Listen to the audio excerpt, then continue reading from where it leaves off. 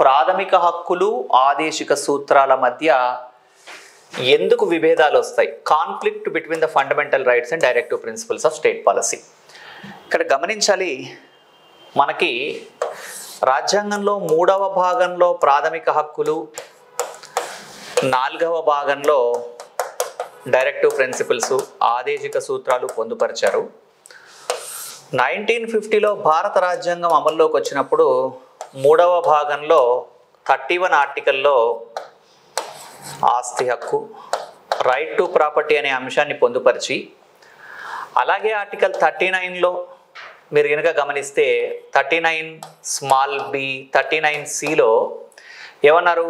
సంపద కొద్ది మంది చేతుల్లో కేంద్రీకృతం కాకూడదు, అలాగే ఇంకా ఉత్పత్తి కారకాలు కొద్దిమంది చేతుల్లో కేంద్రీకృతం కాకూడదు, భౌతిక వనరులు సమానంగా పంపిణీ చేయాలని ఉంది. ఇక్కడ అబ్జర్వ్ చేయండి, 31లోనేమో ఆస్తి హక్కు అంటున్నారు, అదే 39లోనేమో మళ్ళీ సబ్ క్లాసెస్ కూడా రాయకుండా సింపుల్ ఆర్టికల్ రాస్తున్నా, ఉత్పత్తి కారకాలు సంపద కొద్దిమంది చేతుల్లో కేంద్రీకృతం కాకూడదు అంటున్నారు. మరి 31 ఇంప్లిమెంట్ అయితే 39 ఇంప్లిమెంట్ అవ్వదు, 39 ఇంప్లిమెంట్ అయితే 31 ఇంప్లిమెంట్ అవ్వదు కదా. అంటే ఒకదానికొకటి భిన్నంగా ఉన్నాయి.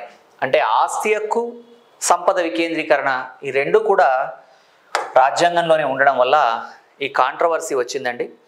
దీనికి సంబంధించి మనం మొదటి నుంచి ఏం జరిగింది అనేవి కేసులు, రాజ్యాంగ సవరణల రూపంలో ఇక్కడ అర్థం చేసుకోవాలి.